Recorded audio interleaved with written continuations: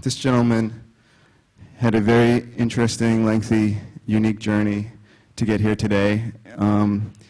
Most of it within the last 20 hours. So he is a little concerned that, you know, for some reason that some of you wouldn't be familiar with his music. So we'd like to start just by playing a piece, and we're going to let it go something like this. That you never. And a friend of ours who was who produced radio commercials for CBS and worked with Douglas all the time, came in one day with a copy of Billboard magazine, threw it on the table, and said, "Hey, listen, Tommy Boy's got a contest to remix this record that you guys really should enter." And we looked at it, and it was they had a record called "Play That Beat, Mr. DJ," which I already had a copy of, and they wanted you to remix it in 5 minutes using any elements you wanted, and we decided, yeah, okay, sure, why don't we do that? So we went into the studio on a Saturday morning. Douglas picked me up at my house with me and 6 crates of records. He had some records in the trunk of the car. We went into the studio and finished on Sunday night. It's the fastest we ever did anything. And we sent in the tape. I kept on doing what I was doing, working as a copywriter and copy supervisor at an advertising agency, big advertising agency. And one day I came out of a meeting and went into my office, and my secretary came in and she said, "Hey, you won that contest. Tommy Boy called." I said, "Really?" She said, "Yeah, the guy himself, Tommy of Tommy Boy." I said, no kidding, that's great. So I called him back. And he said, "Yeah, you guys won, like, going away. Who are you? What kind of master mixer has a secretary?" And at the time, I mean, I'm old now, we were old then, and considering that our competition was 70 other entries, which were all done by 18 and 20-year-olds, we came in and, you know, I was over 30 and Douglas was probably 30 at that point. And we went to meet them, and it was very complimentary. They had a number of people there who wanted to meet us because we had done this nice tape. And we won, what did we win? We won, we split $100. We each got a t-shirt. We got the entire Tommy Boy catalog up to that point, which was probably 15 or 20 records, including Planet Rock. And they asked us for a couple of copies of the tape on reel-to-reel, because part of the contest was that they were going to send the mix out to a number of radio stations, urban radio stations, who had promised to play it at least once as the winner of the contest. And lo and behold, to our and everyone's great amazement, within a week it was a top 10 request item on every station in the U.S. that was playing it. And 2 weeks after that, people were standing on the corner in Philadelphia selling air-checked cassettes of it for $20. And in London, you could buy an air-checked cassette of it for 60 pounds. And that amazed no one more than us. Because we didn't really see ourselves as glamorous recording artists and like that. You know, we didn't have any ambitions. We were just 2 guys who liked to hang around, and we made a record, and that was that. So we made another one, and that was based on James Brown, because we'd always thought, yeah, man, James Brown, let's do a record based on just all these great James Brown cuts. And same thing happened, except there wasn't a contest this time. We just became a request item, and, you know, there we were again. So at that point, Tommy Boy was involved with a book publisher that was going to do a book about hip-hop. And they came to us with a number of records, and they said, "Could you guys do another mix based on these records? Don't worry about the copyrights or anything." Wasn't the kind of thing that anyone worried about at the time. And we made the record that Jeff just played for you. The history of hip-hop, and the same thing happened again. So at this point, it was wonderful. We were living in an apartment in Brooklyn. We had our own little 8-track studio, and by the way, that record that you just heard was tape and records on an 8-track tape. I mean, I use Pro Tools now, and I'm dynamite at it. I gotta say, pat myself on the back. That was Douglas with a razor blade and 8 tracks. And in fact, it was not, it's all 6 tracks except for one point where he uses the last pair of tracks. So that's some hot shit work there. Definitely. You know, just representing my friend Douglas here. What happened after that was we were both, I had become a freelancer, quit my job. Douglas quit his job and didn't like being broke as much as I did. So he went back to work, and I then made another record with a more emotional, sociological bent to it called The Motorcade Sped On, which was about John Kennedy's assassination. Most of you, I'm sure, never heard of him or the assassination, but President of the United States got assassinated. It was all over the media. When I made that record, a good 15 years ago or so, there were a lot more people listening to hip-hop who remembered the thing happening. And to take the elements of, the media elements of this assassination and set it to music really affected people. So that got stapled to the cover of the NME in England, along with some few other items. And all of a sudden, I was an item in England. Let's, before we... I could go on forever. Yeah. Before we, I guess we get onto that, I think, you know, as far as the lessons go, we heard lesson 3 just now, and we'll play some of the other stuff as well. But I guess maybe the obvious first question is: have you ever heard anything like what you had done before? I mean, what was the template that sort of inspired you to do that? A fine question. Because you know, it's pretty unique as far as hip hop goes. Obviously, you had 2 turntables and a mixer, but yeah, I mean, you didn't really have anything that had so many different elements at once. Douglas and I, it's going to be the first cut when we hit it. Douglas and I were obviously hanging around down at the Roxy a lot, and we both had backgrounds in doing commercials. So we were very concerned with a number of things. It had to move quick enough to be interesting, which is why there's almost nothing in there that's longer than 4 bars, maybe 8 bars.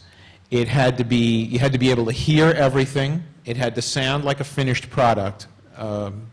Again, this is at that point, this was all Douglas's doing. I had nothing to do with the technical quality of the thing, other than to sit there and go, "Hey, it's not loud enough." You know, I mean, that was my entire contribution as far as that goes. That and helping pick the cuts that we were using, and this might work, that might work. What we both shared also was a history of listening to New York radio from the time that we were very small. And since I was older than Douglas, I was listening to stuff when Douglas was not. And the first thing that I heard, which was, believe it or not, a monster hit on radio in the United States, I first heard in a Chinese restaurant when I was 5 on a jukebox. And that's this. And that is the work of 2 guys named Buchanan and Goodman, who had a very big hit in the United States with that. Not the least of which, I mean, it's a good record. Nobody'd ever heard anything faintly like that before. It's absolutely surreal. And I heard it when I was a kid, and Douglas heard it. They made something like 50 other records. You know, every time something happened, they would do another record like this, where they had some crazy theme, you know, a courtroom scene, a reporter or somebody, and they'd cut in all these songs. They were known as Flying Saucer Records, Break-In Records, Cut-In Records, and they managed, because they had to challenge, several of them were challenged in court, early foreshadowings of death, and they got around it by calling them parodies, and so that became the standard by which you could do that. Now I doubt it would hold up, certainly not in the United To use those States. elements, you mean, in the record? To be able to use, without paying copyright, a piece of someone else's song. And that's also where I think the great myth of, well, if you just use 2 bars, you're allowed, it's like, So they got away with it, nobody else did. And they did about how many records, you think, over They the did years? 30 or 40 Right, over the course of the years. Because they had, up until when did they stop? Dickie Goodman died about 6 or 7 years ago, maybe not even that long ago, and I think he was doing them, he liked doing them. They were fun to do. I think he couldn't get them on the radio after a while, and they didn't sell, but he kept doing them.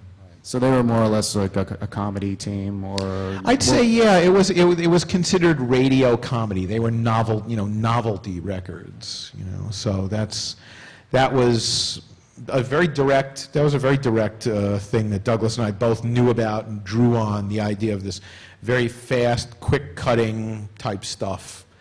What else? I don't know. What do you want to talk about, Jeff? Well, I guess, this obviously, when you first heard hip-hop, this appealed to you because you have this sensibility of mixing and matching different things. I think, it might be interesting to describe that time right before you did the lessons a little bit more in depth of just, how you experienced that as far as like hearing different things. Did you hear any hip-hop records that, struck you in the same way? Oh, sure. Yeah. Well, there was Keith LeBlanc's Malcolm X, which was, that was different because he had this loping beat that pretty much kept on, and he dropped spoken word over top of it. Now, obviously, Douglas and I both have an enormous affection for spoken word records. My records almost universally use it very, very liberally, legally and illegally. And it's the musical qualities of speech are something that are a very big deal to me. So the Malcolm X thing was there. In terms of other stuff that was around, I really liked Laurie Anderson's records. Right. They were very hip. Oh, Superman, Walk the Dog were certainly very influential for me. I guess also it's important to remember, the clubs that you mentioned, the Grill and Roxy, are clubs in New York City in the early 80s downtown. And this was a time when a lot of the cats from the Bronx and Uptown were coming downtown and starting to sort of mix a little bit with the, with the downtown crowd. And Bambaataa would play anything that he thought was funky. Anything, which was wonderful. It's a liberal feel that is noted more by its loss these days than not. At least in larger clubs. I think in smaller clubs you'd still find a lot of really adventurous DJs. But that was a time when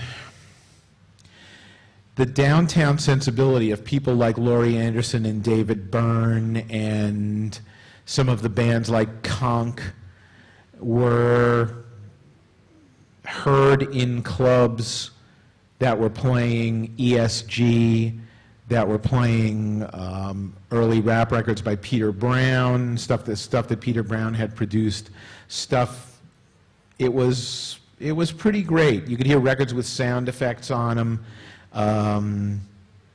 Davy D's record, One for the Treble, had that car peeling away that got scratched, which was really pretty cool. And it was a time of experimentation. It wasn't like now where people go to a club and it's like, well, what kind of hip hop are they playing, man? Are they playing like commercial club bangers that are made on with keyboard beats so that we know what it's going to sound like, or was it indie? Where it was going to be all loops. So it wasn't like that. It was just anything that came down the pike that was funky was like, yeah, hey, fair game, which was a fine time. It was a great time to be involved, and it certainly shaped my sensibilities for good or ill. I mean, I'm not sitting here because I'm some bling bling producer who flew in on his private jet with a diamond in his tooth, But nonetheless, it certainly opened up the possibilities of what a person could do. And yeah, I think you do see it in lots of independent hip hop now. I guess it would be interesting to hear just exactly what the process was like in making these lessons records. I mean, did you have an idea of what you wanted to start with That's pretty much all we ever had, was what the opening was going to be. Well, let's take this and we'll do this, and then we can like move it into that. And then it was always like, well, now what? I'm like, well, let's try this. No, it doesn't work. Let's try this. Yeah, maybe, okay, fine. So we'd put that on, and then we'd find something else that worked, and then we'd realize that what we really liked about that first thing was we wanted to loop something, loop a piece out of it for, say 2 bars. So we'd put a couple of loops in there, and then, we got this guy saying this, let's do that. Now we come to the payoff. Let's do that. And if he finishes right here, then it'll be a great dramatic opening, and we can kind of sneak a little noise underneath there to help juice the transitions some. And that's how, basically, Douglas did it in that's how Douglas was thinking. I was coming in with lots and lots of elements and sitting there going, well, maybe if it got, faster here or louder or this, that, or the other. And I was learning from him at the time, because now I make a lot of records without him, although I still make records with him, and we have a very good time. I learned a lot of these techniques from him at the time, and these were things we would just be noticing. Why did some segues work at the Roxy and others not? Because, well, the way the scratching worked, they would let it go a little bit and then pull it back, and then let it go and then pull it back, and then cut the first record, and there'd be silence, and then they'd let the second record go. So this was all us learning how, seeing on the dance floor, because we were going every week, and that's, you get imprinted, you get it in your genetic code pretty much. Oh yeah, this is going to work. And anybody here who's a working club DJ knows that. The more you do it, the more this one's going to work. Boom, and even if it gets a little old after a while because it works all the time, and you don't have anything to replace it with, so you keep doing it, whatever it is. That's how we learned. That's how we watched these segues happen, and we saw these techniques applied, and we mixed them with Douglas's ability in the studio, my selection of records, and our mutual love of, oh, if we put this in, it would be really funny. Let's use Bugs Bunny. Let's use the Marx Brothers. Let's use this. Because we both liked that. Drop it in, kind of feel to it. I guess also you talked mentioned just briefly about legalities.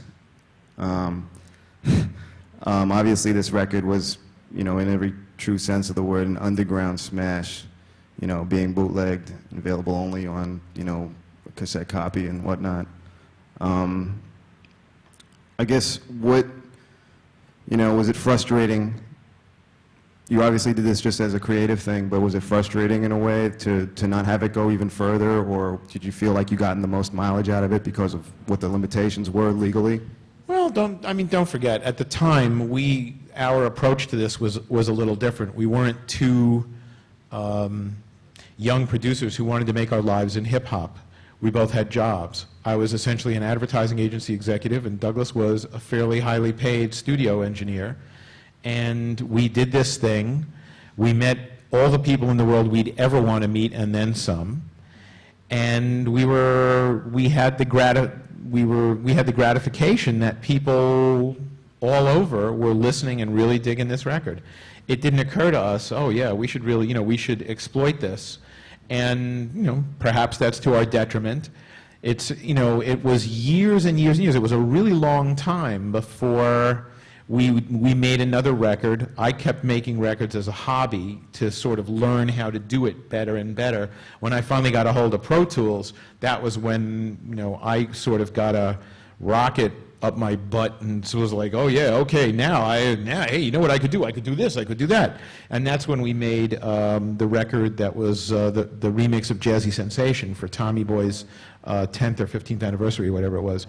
And that really showed the Pro Tools influence, because all of a sudden we were working with 64 tracks, and we had digital editing. We could stretch stuff. We could put tons of effects on it. We did all kinds of stuff with that. Possibly our best record together, I think. And also wildly illegal. As far as the legal issues go, it's obvious. We were and are, given the choice, total thieves.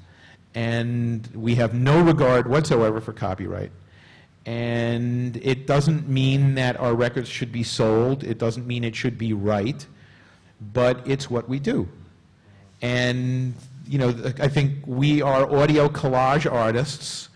And if you just take away the audio part, we're right there with, you know, with artists whose work are hanging on museum walls and gallery walls as collage artists, and the only difference is that our work is digitally replicable.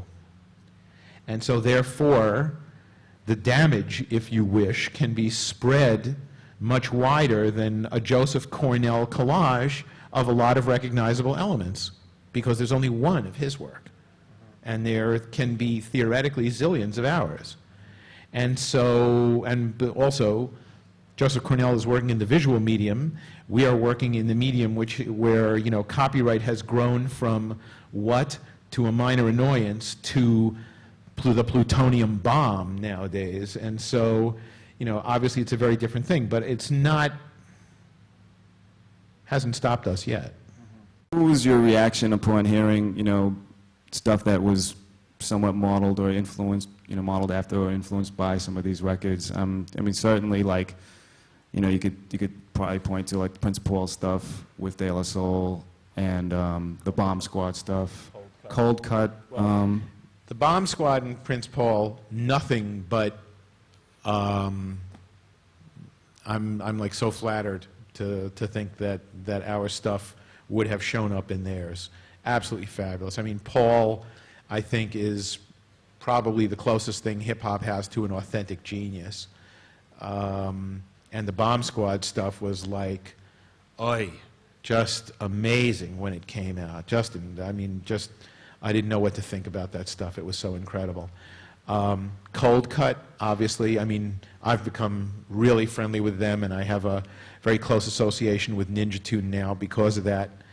And a lot of their artists, actually, I think, reflect that in certain ways. I think probably Kid Koala, although, you know, he obviously has amazing talents in many other directions. Certainly his use of spoken word, I think, probably reflects that. Yeah, we've seen our stuff show up in a lot of different places, and I'm always very flattered. I'm really gratified that it strikes a note in people, because, I mean, that's, you know, I got into advertising not because I wanted to get rich, but because I thought, oh, this is a cool way to sort of project what I think into other people's minds. And when I got disillusioned with advertising, it didn't mean I got disillusioned with the idea of doing that. And, you know, getting them to dance is a part of it, getting them to listen is a part of it, and that's, it's very gratifying to see that, and the technique is a part of it, and it's very gratifying to see. I guess even, you know, more obviously, you know, there's been, your lessons are 1, 2, and 3, and more than a couple people have done a lesson 4. Oh, yeah. Well, obviously, oh, yes, of course, and, you know, sorry, folks, jet lag. Chemist and Shadow, absolutely. Both of whom have become cool people that I have met. Very nice. I performed with them. They were nice enough to get me on stage to do 2 of the lessons live at the Scratch Pickle's demise party at the Fillmore. And that was quite an evening. I missed a good half of my cues, I'd say. It was, you know, which I mean, I'd say probably the biggest thing that came out of that evening, aside from the fact that I remember walking out of the bathroom backstage at the Fillmore thinking, boy, Jimi Hendrix used that toilet too, you know, I mean, it was just pretty amazing, you know, but the other thing that came out of it was the staggering professionalism of Chemist and Shadow in what they had done. They had broken down the instrumental part of 2 of our records completely and recreated them perfectly on 4 turntables. And when I say perfectly, I mean so perfectly that I showed up, and now granted, we didn't have much rehearsal time. We had 4 hours to rehearse from midnight to 4 in the morning the night before the show, so I'm cutting myself as much slack as I can. But my samples weren't tuned for speed, because I thought, oh, well, you know, I'll just slop them down there because their, you know, their record speeds are going to be all over. Nope. What did you bring with you? I had a sampler. I was using an S1000 and was loading it through zip disks and had a keyboard that was labeled with all the samples in my nice little homebrew fashion there, which more or less worked. I mean, you can see it. I mean, I'm sure people here have seen the movie Scratch. There's, me on stage with them, and them holding down the fort and me kind of messing up, but still, it was a thrill altogether. It was fun. It was an amazing thing to do. I was really happy and flattered that they'd asked. I mean, don't forget, for a long time I was out of the world of hip hop for the most part. I had, didn't like listening to gangster rap. Was not aware that there was an underground scene happening at all. That there was independent hip hop going on. So I just went back into my record collection. I had a radio show. I played a little bit of hip-hop, but I mainly played, I played all kinds. It was a very eclectic thing. I played bluegrass, I played old jazz, I played modern classical, I played all kinds of stuff. And then someone walked into my studio one day and they said, "Hey, you see this record here? This guy DJ Shadow introducing? He said, he name-checked you guys on this." Like, somebody name-checked us? Who's this? I looked at the record and I was like, damn, who is this guy? I had no idea. Same thing with Cut Chemist, Lessons. Do you know these guys did Lessons records? They did? It was all news to me. That was part of the great awakening, of coming back into the world of making records. And there have been quite a few other Lessons. Are you Oh, yeah. Are you tired of Lessons as Lessons? Well, I mean, never want to hear Lessons again? Well, or? I mean, the reason, it's made it sound, when using the word lessons, unfortunately, made it sound like we were coming out, like, and now we're going to drop some more science on yo, so pay attention, And really what it came down to was I had a lot of instruction records with some guy saying lessons so-and-so on them. And it was like, yeah, this will be a good introduction. Let's do that, So we did it once. And I was like, sounds good. Let's do it again, So that... It was totally not like we were going to, come in and show everybody what was what, And it's, yeah, I have no feelings about it. I met, DJ Bob Jack, who did Lesson 7, and I know there's, a couple other lessons running around. I saw those bootleg Ultimate Lessons things, which had, Shadow's live stuff in France and all that. I was like, people go, well, didn't you get real pissed off about that? I was like, no, I wish I'd thought of it, actually, not pissed off, But that's, other than that, that was pretty much it. What if we get to like Lesson 78 or something, though? What about that? Well, I know we'll have to see about that. I'm actually, the one thing that I don't want is I don't want to become so thoroughly associated with the old school that everybody's like, yeah, let's go see Steinski play some old hip-hop records. It's like, thank you, no. I'd kind of like to move myself into a slightly more modern point of view here. So, I'm trying. But that's, I mean, this is probably essentially a huge lesson. Do you want to play something then? Yeah, let me just play something from this, and then maybe we probably ought to take some questions, because I'm tired of talking about what a fabulous guy I am. What do you want to play? Oh, everybody likes. Cue it up to 7. The cues on this are a little funky.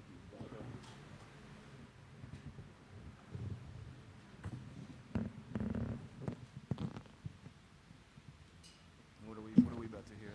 Okay, this is a mix that I did. When I came back from the Fillmore playing with Chemist and Shadow, Cold Cut mentioned to me very casually, they said, oh, we got this radio show. You ever want to do a mix for us? We'd be happy to play it, which was, again, very flattering. So I sat down, and my first thought was, well, I'll do a mix like I used to do for my radio shows on WFMU, where I just pick out a whole bunch of different records and do some jazzy segues and let it go at that. And I started working on it, and I thought, this really isn't going to work. They don't play bluegrass. They don't play modern classical music. What I want to do for them is I want to do a rhythmic mix, and I want to do the best I can. So my first, at first I was going to do, it'll take me about 2 weeks. It'll take me about a month. It took me a year and a half. I tried to pawn it off on Douglas to mix. It was, at that point, 8 gigs on a drive, which I brought over to his studio. And he called me up and he said, it takes 15 minutes just to open this job in Pro Tools. He said, I can't mix this. Take it away. So it sat for another couple of months, and then I mixed it, revising it extensively while I did it. And I used a whole bunch of stuff, as you can imagine. And this is a piece of it. This may be badly indexed, so we may have to run it back a little bit, but let's see. Let's give it a shot. That's a New York performance artist named Danny Hock, who has a CD called Jails, Hospitals, and Hip Hop, named after the show that he did. Show is excellent, CD is excellent, and that is a severely edited piece of one of his characters, who's a mainstream rapper, who is talking about basically how, you know, ethically deficient he is. And I set it over a couple of different beats that are all working together, and it was a lot of fun to do. And again, it's narrative. You know, it's narrative. It's a guy talking, and it's cool. I like people talking. People talking, very important to me. Where did you get Steinski? Very quickly, when we had to come up with a name for the contest entry. It actually wasn't even mine. There was a friend of mine. Douglas had already come up with Double D. He was going to call himself Double D. And I was, we had just finished it, and we're about to send it in. And I was having lunch with a friend of mine. And she said, and who are you going to be, Steinski? Because SKI was a suffix that was being added to a lot of, people would add that to a lot of names, you know, Joe Ski and Bob Ski and like that. So she thought this was absolutely hilarious that I might be Steinski. And I said, yeah, I think I will. You know, and I think the lesson there is be careful what name you choose. You may be living with it for a long time, you know. I know DJ Yoda in Britain regrets it terribly, you know.